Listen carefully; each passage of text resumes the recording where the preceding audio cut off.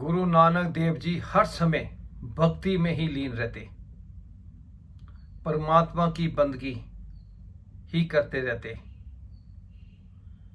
जब बड़े हुए तो पिताजी ने सोचा कि इनको व्यापार में लगाना चाहिए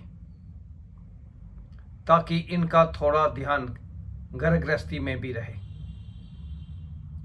तो पिता मेहता कालू जी ने नानक जी को बुलाया और कहा, ये लो 20 रुपए और पास के नगर से कोई खरा सौदा लेकर आओ और अपना व्यापार शुरू करो और भाई बाला को साथ ले जाओ। गुरुजी ने पिता की आज्ञा का पालन किया और नगर की तरफ चल पड़े।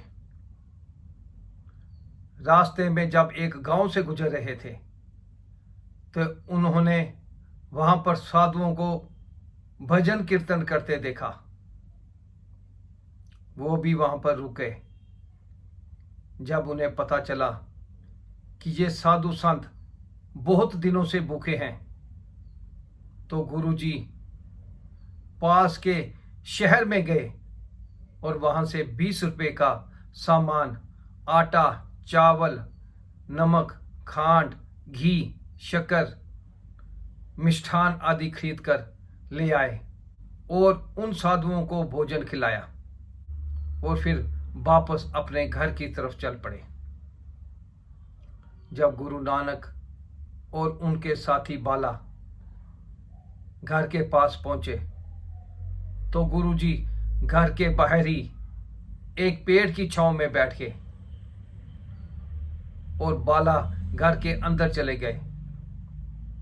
जब पिता कालू जी ने बाला से पूछा कि क्या खरा सौदा करके लाए हो,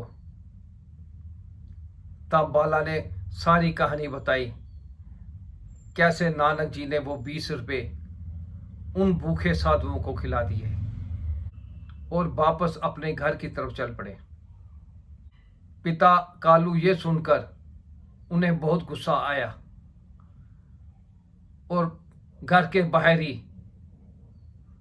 नानक जी जहां पेड़ की छांव में बैठे थे वहां पर पहुंचे और उन्हें बहुत बुरा भला कहा कि मैंने तुझे व्यापार के लिए 20 रुपए दिए थे, मैंने तुझे खरा सौदा करने के लिए 20 रुपए दिए थे ताकि तुम आगे अपना व्यापार बढ़ा सको। गुरु नानक देव जी सब कुछ सुनते रहे और उन्होंने पिता को कहा, पिताजी, भूखों को खाना खिलाना, इससे खरा सौदा और क्या हो सकता है। पिताजी को और गुस्सा आया और उन्होंने गुरु नानक देव जी को बहुत भला बुरा कहा। जब ये बात वहां के राजा राय बुलार को पता चली तो उसने मेहता कालू जी को अपने पास बुलाया और कहा, तुमने ठीक नहीं किया, तुमने नानक जी को बहुत डांट लगाई। आज के बाद तुम ऐसा नहीं करोगे। अगर वो कोई तुम्हारा नुकसान करते हैं तो तुम्हारे उस नुकसान की भरपाई मैं करूंगा।